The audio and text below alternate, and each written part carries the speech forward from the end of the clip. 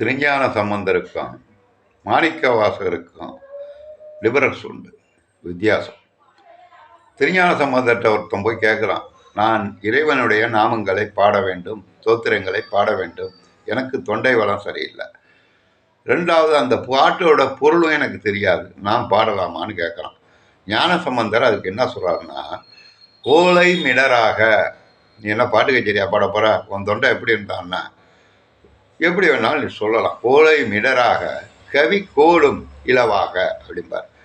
அந்த கவிதை என்ன பொருளை கொண்டிருக்கிறது என்பது உனக்கு தெரியணும்னு அவசியம் இல்லை, இறைவனுடைய நாமத்தை சொல்கிற கவிதை அப்படின்னு தெரிஞ்சால் போதும், நீ பாடலாங்கிறார்.